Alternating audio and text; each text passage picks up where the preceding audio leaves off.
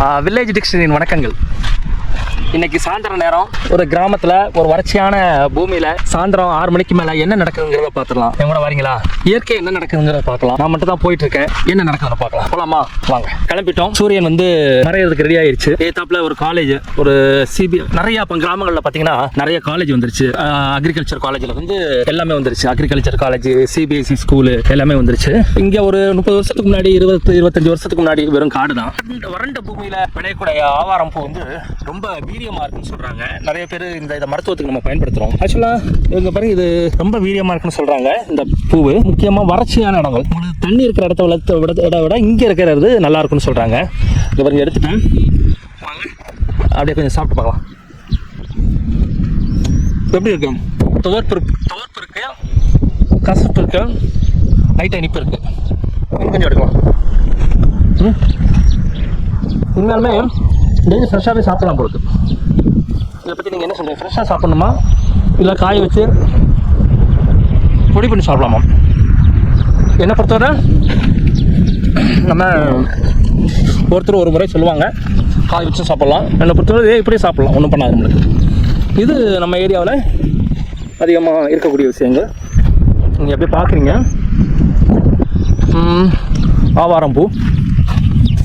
அப்படியே போனோம்னா ஒரு பனைமரம் இருக்குது, தெரியும் நினைக்கிறவங்களுக்கு. இந்த பனைமரம் ஆனா பெண்ணா பார்த்துலாமா?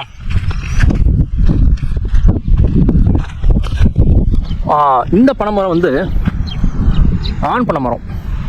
எப்படி உனக்கு தெரியும்னு கேட்குறீங்களா? நான் சொல்கிறேன், இருந்தாலும் நீங்களும் உங்களோட கமெண்ட்ஸில் போடுங்க. இது ஆண் மரமா இல்லை பெண் மரமா? சென்னைக்கு போனப்போ ஒருத்தர் நான் கேட்டேன். என்ன கேட்டேன் அப்படின்னா, ஒரு நிமிஷம், வேப்ப மரம்னு கேட்டேன். அந்த தம்பிக்கு வேப்ப மரம் தெரியல.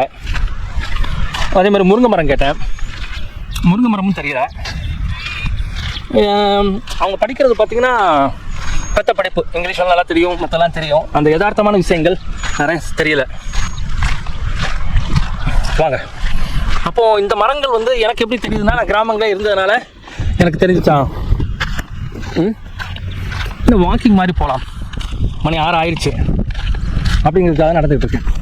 அந்த தூரத்தில் பார்த்தீங்கன்னா மயில் இருக்கும். மயில் தெரியுதா? எனக்கு தெரியுது, உங்களுக்கு தெரியுதான்னு நீங்கள் தான் சொல்லணும். மயில் தெரியுதா?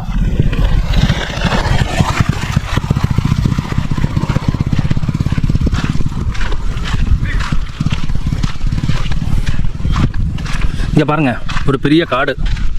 என்ன காடு? ஆவாரம் பூ காடு. இங்கே பாருங்க, எவ்வளோ ஆவாரம் பூ இருக்குமா தெரியுதா? எவ்வளோ இருக்கு பாருங்க.